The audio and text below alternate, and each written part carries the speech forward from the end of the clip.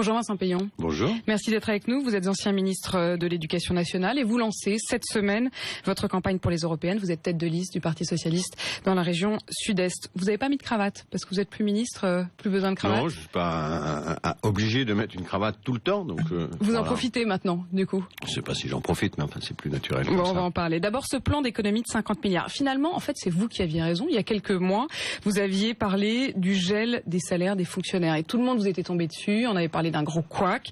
Finalement, vous aviez raison, mais vous aviez raison trop tôt. Non, je ne crois pas qu'on puisse dire ça. Ce qu'on sait, et c'est très important que les Français le comprennent aujourd'hui, c'est nous vivons au-dessus de nos moyens depuis très longtemps. Alors, en soi, on pourrait se dire, mais pourquoi pas?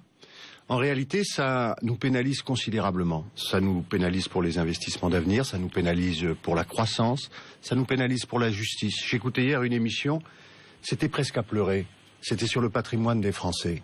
Ceux qui ont du patrimoine aujourd'hui, dans leur immense majorité, c'est la génération 68 et celle d'avant, c'est-à-dire des gens qui ont entre 65 et 75 ans. Et les économistes présents, des collègues à vous, disaient, mais aujourd'hui, de son salaire, avec son salaire, même quand on travaille, et on a 3 millions de chômeurs, on ne peut pas devenir on ne peut pas construire de patrimoine. Pourquoi? Parce qu'on est dans une société dans laquelle il n'y a plus de croissance. Parce qu'on est dans une course, et on fait cette course avec des poids considérables, ça s'appelle la dette, qui nous retarde. Et donc, vous dites les salaires sont pas suffisants pour se construire un patrimoine, et parallèlement, dans le plan, il y a notamment le gel du salaire des fonctionnaires, qui déjà, vous le dites, n'est pas suffisant pour se construire une vie. Est-ce que c'est les bons choix? Il faut un équilibre général. D'abord, la première chose, c'est il faut aller au bout de cela et se dire on ne peut pas continuer comme ça. On est en train de tout étouffer. Donc on arrête maintenant. On est en train d'obérer l'avenir. Parce que il y a eu un manque de courage et puis parce que, comme souvent, c'est le dos au mur qu'on prend les décisions donc là, maintenant, on n'a plus le choix. Nécessaires. Donc il faut le faire. On aurait pu le faire avant. La droite n'était pas obligée d'augmenter de 600 milliards la dette dans les 5 ans où elle était là. Bon, maintenant il faut du courage. On voit bien d'ailleurs qu'on a du mal à être courageux.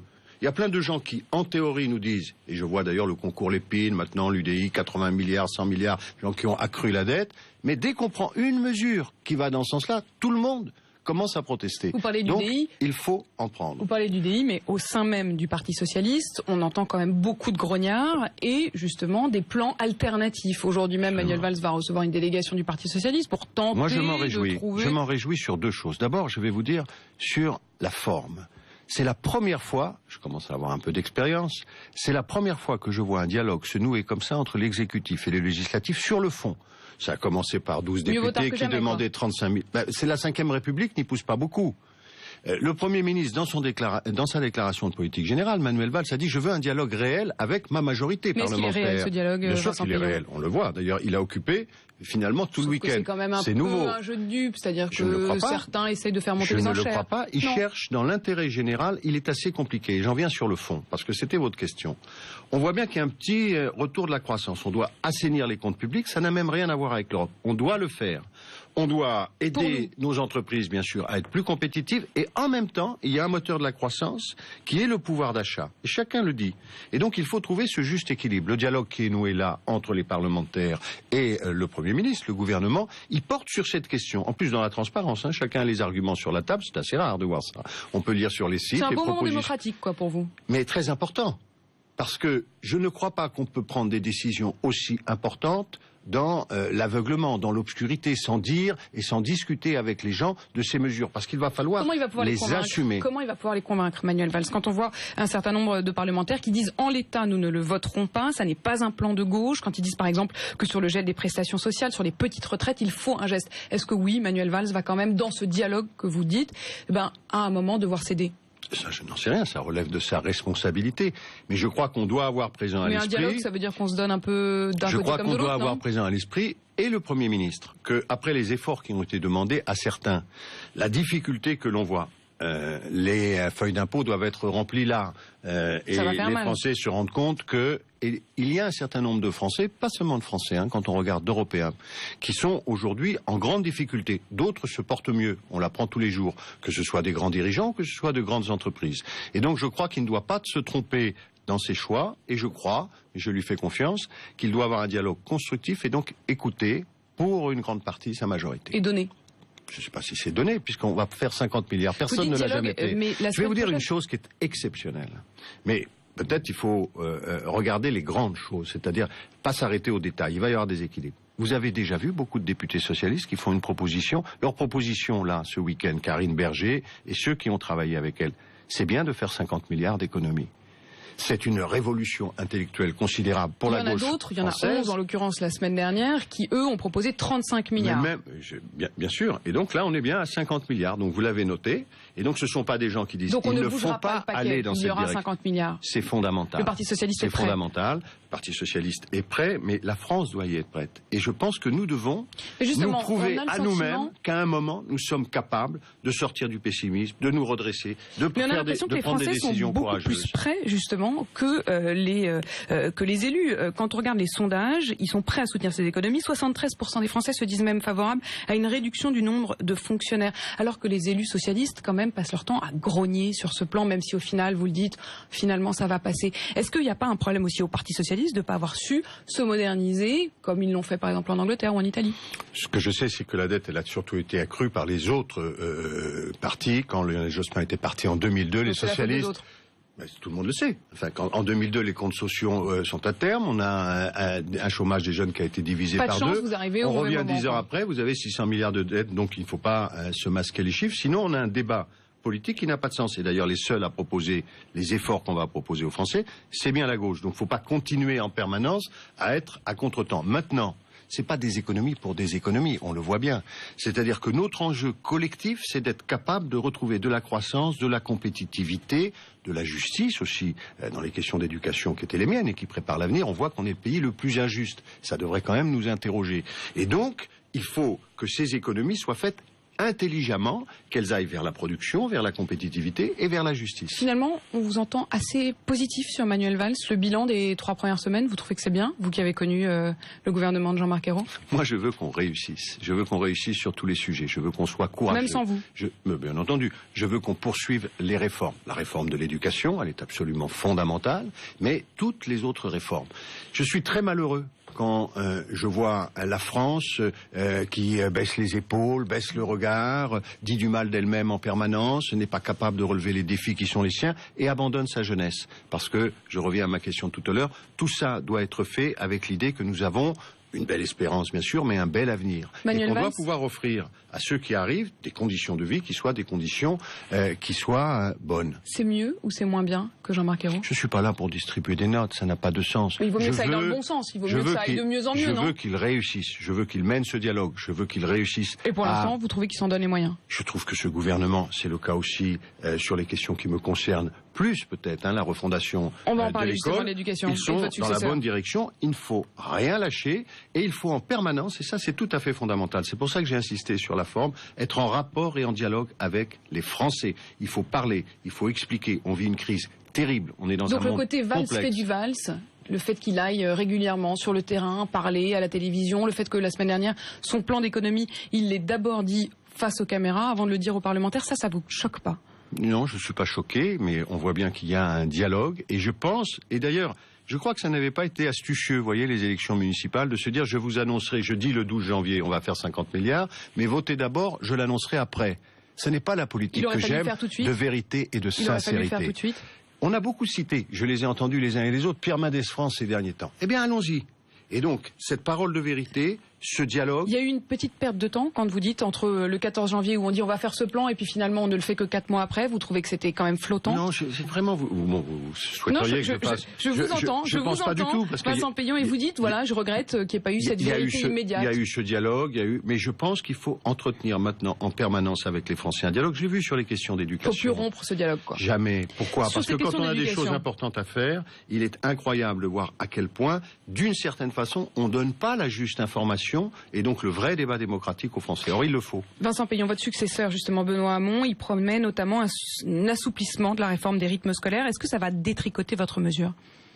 D'abord, ce n'est pas ma mesure. Elle était voulue par tout le monde, y compris la droite. Mais vous l'avez portée. Je l'ai portée et je continuerai de la porter. Pourquoi? Qu'est-ce que je porte? Vous prenez une petite distance, Vincent Peillon, avec cette... L'inverse. Je porte la refondation de l'école de la République pour que les enfants réussissent. C'est la priorité au primaire, la formation des enseignants, le passage au numérique et dedans, le meilleur temps... Ça faisait partie d'un tout. D'un tout, ce que personne semble avoir compris. Et donc d'un tout dans lequel, évidemment, avoir 5 matinées pour travailler, c'est mieux que 4. Avoir des journées plus courtes, parce qu'à la 6e heure, on n'apprend pas. Incompris, Vincent Peillon, vous avez un peu ce sentiment-là. Incompris, c'est sans doute une réforme difficile, puisqu'elle perturbe les habitudes des adultes en grande partie. Mais il faut avoir le courage de le faire dans l'intérêt des enfants. Et donc, pour aller dans le sens de la question que vous me posiez... Sur l'assouplissement du rythme scolaire. Il faut garder l'essentiel. C'est quoi l'essentiel? Les 5 matinées. Ça, c'est bon pour lire, apprendre, écrire, compter. C'est fondamental parce que, évidemment, on est plus attentif le matin qu'en fin d'après-midi. Deuxièmement, il faut raccourcir les journées. Il ne faut pas l'oublier.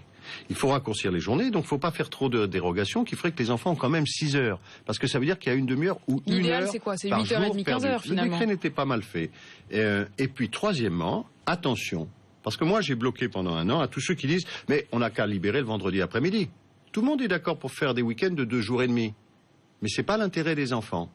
L'intérêt des enfants, c'est le risque.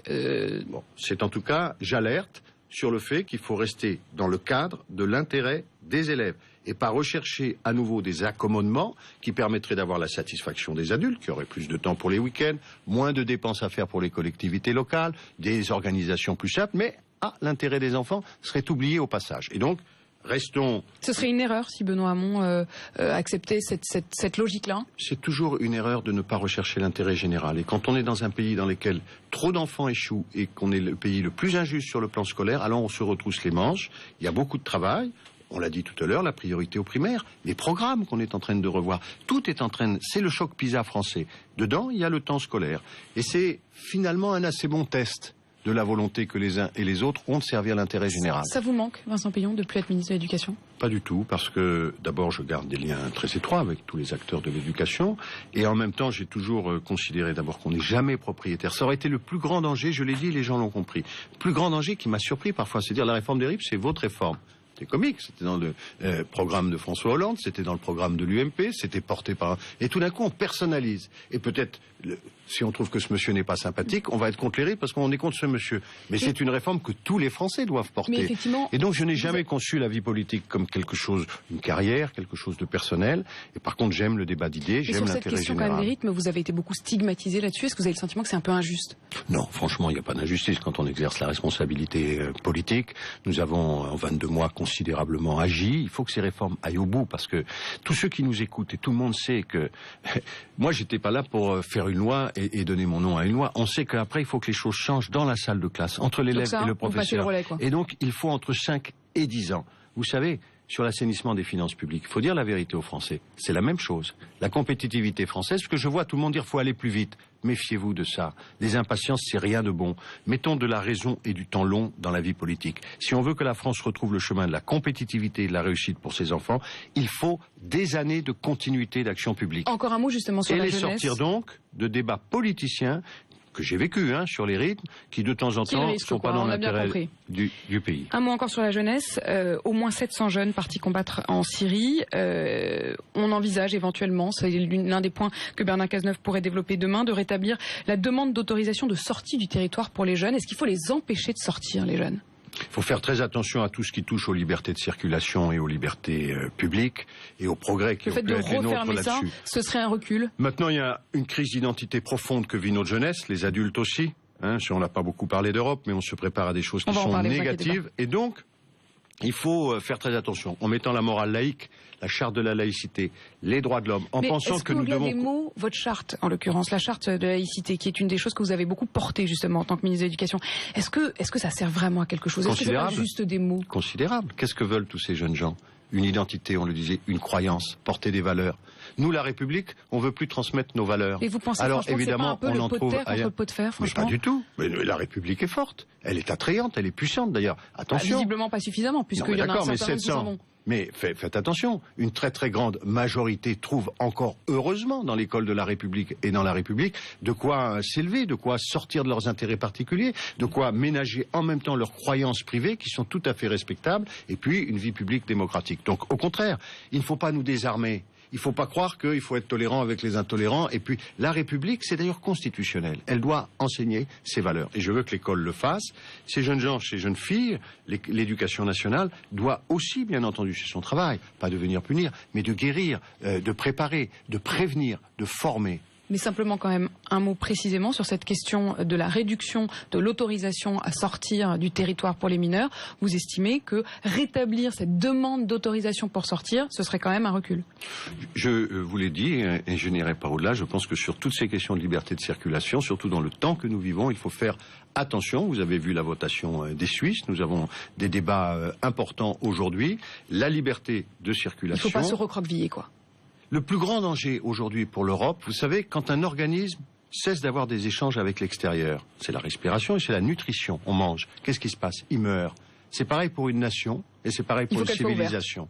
Tous ceux qui ont réussi, c'est ceux qui ont eu des échanges avec l'extérieur. Et justement, l'Europe. De temps en temps, il y a des gens qui nous disent « Oh là là, il faut fermer les frontières, il faut se replier sur soi-même ». C'est pas la bonne réponse. Ce qu'ils nous proposent, c'est un destin morbide. C'est une forme d'impuissance et puis derrière de dégénérescence. Vous êtes tête de liste aux européennes dans la région sud-est. Vous lancez votre campagne cette semaine. Stéphane Le Foll, le porte-parole du gouvernement, anticipe des élections difficiles. Est-ce que vous êtes prêt à vous retrouver troisième, derrière l'UMP, derrière le FN? La dernière fois, j'étais déjà troisième. Donc finalement, vous êtes habitué, maintenant on s'habitue à tout. Non, mais quoi. c'était pas le FN, donc c'était les Verts, souvenez-vous, qui étaient passés devant le Parti Socialiste. Socialiste. Vous pourriez être quatrième cette fois-ci. Donc je pense qu'il faut surtout que nous parlions du fond. Là aussi, les Français voudraient comprendre ce qui se passe avec cette Europe. Elle est visiblement en difficulté. On a une croissance. Sur quoi vous allez vous battre? Sur la réorientation profonde. D'abord, sur les valeurs, c'est-à-dire de dire à ceux que je peux comprendre, mais qui considéraient que l'échec de l'Europe de droite telle qu'elle est aujourd'hui, avec ce chômage de masse, avec cette augmentation de la pauvreté, avec ces déséquilibres entre le sud et le nord de l'Europe, devrait conduire à sortir de l'Europe. Ça, c'est l'erreur. C'est vous êtes malade, donc je vous achève. Non, vous êtes malade, il faut vous guérir. Et pour guérir l'Europe de cette maladie de langueur qui est la sienne, alors il faut prendre un certain nombre de décisions. Décisions sur le plan économique, en étant beaucoup plus ardent sur la lutte contre les marchés, donc la taxation des transactions financières, donc la lutte contre l'évasion fiscale. C'est un sport aujourd'hui qui nous coûte à tous, aux particuliers et aux entreprises, extrêmement cher. Mais est-ce que là-dessus, on va réussir, nous, Français, à faire évoluer les choses? Oui, parce que pour la première fois, et ça aussi il faut le dire, les gens ne sont pas au courant, on peut changer non seulement le législatif, c'est-à-dire le Parlement européen, aujourd'hui Commission, Conseil, Parlement, les trois instances sont de droite. Donc il faut qu'il y ait une autre Europe, ça c'est le Parlement, mais en même temps, à travers ça, et c'est une des modifications liées au traité de Lisbonne, on va élire le président de la Commission, en l'occurrence pour les sociaux-démocrates, Vous êtes sûr de ça? Martin Parce qu'on a Schulz. l'impression que les États commencent à dire qu'ils ne sont pas absolument liés à cette décision, que malgré tout c'est eux qui ont le dernier mot. Les États avancent dans l'Europe un peu à reculons, et ça coûte très cher finalement aux États et à l'Europe. Donc là, il faut les bousculer, quoi. Bien entendu. Et donc, bien entendu, c'est l'enjeu de cette élection, et dans le fond, qu'il y ait une personnalisation politique entre d'un côté le leader de la droite, Jean-Claude Juncker, de l'autre côté Martin Schulz, c'est une bonne chose, parce qu'on va voir qu'il y a deux orientations très différentes de la construction européenne. Vincent Peillon, est-ce que l'impopularité de François Hollande va peser sur ce scrutin? Non, je ne crois pas. Alors, il y a un moment où on va quand même, et vraiment je le souhaite pour l'Europe, parce que les uns et les autres mesurent quand même quand on parle aux gens. Et moi, je suis content de retourner faire campagne et de parler aux gens et que les gens me parlent différemment depuis 15 jours. Les gens sont très préoccupés, très inquiets. Pas seulement pour leur considération personnelle, les problèmes de pouvoir d'achat. Ils en veulent au gouvernement, ils en veulent à François Hollande. Ils sont très inquiets de notre vie en commun. Ils ne voient pas l'horizon collectif qui est le nôtre. C'est pas que la France. C'est ça qu'il doit faire, François Hollande, c'est redessiner un horizon commun. Mais c'est l'ensemble des politiques. Et c'est aussi parce que la République, elle se fait pas sans républicains. C'est tous les citoyens qui doivent participer de cette vie publique, essayer de s'élever. Alors bien entendu, il est le premier d'entre nous, donc il doit donner l'exemple. Mais les autres aussi doivent en permanence faire cet effort. Et cette question européenne, elle est tout à fait déterminante, parce que comment peut-on penser, les gens nous parlent du développement durable, on parle de la lutte contre les paradis fiscaux, on se dit tiens on va faire de la croissance, un grand programme numérique, comment on le fait en dehors de l'Europe? Il n'y a que l'Europe comme espérance pour nous collectivement. Vincent Peillon, est-ce que vous pouvez nous promettre que vous allez siéger véritablement au Parlement européen? Parce qu'on se rend compte en fait qu'une fois élus, la plupart de nos députés européens, ils y vont pas. D'abord, c'est très injuste à leur égard, et je lisais un certain nombre de choses. Il ne faut pas croire que, enfin, les mauvais élèves le savent, c'est uniquement le temps de présence qui juge du travail d'un député. Bon, enfin, c'est quand même déjà une bonne partie du boulot, quand même, non? Mais sauf que quand vous allez faire des voyages à l'étranger parce que vous êtes dans la commission des affaires étrangères, lorsque vous allez répondre à des médias, lorsque vous allez mener, bon, vous n'êtes pas nécessairement présent au Parlement. Donc, ce petit jeu permanent de vouloir classer les uns et les autres, sans considérer d'ailleurs leur leur influence politique, l'importance des rapports. C'est le nombre de rapports, c'est pas le contenu des rapports. C'est même assez triste. Enfin, pour vous dire. Vous savez, Paul Valéry, un grand Français, disait la bêtise n'est pas mon fort. Des fois, quand je vois tout ça, au début du Mais vous ne m'avez pas répondu, Vincent Peillon. Est-ce que vous siégerez davantage? Mais bien entendu, davantage. Je siégerai et je mènerai mes dossiers. C'est quoi mes dossiers? Je vais vous le dire. J'ai été président de la plus longue mission parlementaire de la Ve République contre les paradis fiscaux et le rapporteur de la 3e directive blanchiment. J'y retourne, comme la taxe sur les transactions financières. Et puis quand même, moi je crois que l'Europe ne se développera qu'en s'ouvrant vers son sud. J'ai été le rapporteur de l'Union pour la Méditerranée au Parlement européen autrefois. C'est un dossier qui me tient énormément à cœur. Nous devons construire un espace de prospérité avec cette mer commune qu'est la Méditerranée entre nous, le Maghreb, d'1 milliard de personnes. C'est notre avenir. C'est pas nous qui tendons la main. On en a besoin. Là-bas, il y a de la jeunesse, il y a du soleil pour notre énergie, il y a des développements pour nos marchés. Et là, ça y est, du coup, vous êtes dans le rayonnement de la Méditerranée, où vous dites, voilà, ils nous tendent la main. En tout cas, Vincent Peillon. J'ai toujours pensé que c'était l'avenir de l'Europe. Bien sûr l'Est, nous l'avons fait. Mais et maintenant, le Sud. Vous lancerez votre campagne jeudi en Avignon. Je rappelle que le vote des Européennes, c'est dans tout juste un mois, le 25 mai. Merci d'être avec nous. Merci à vous.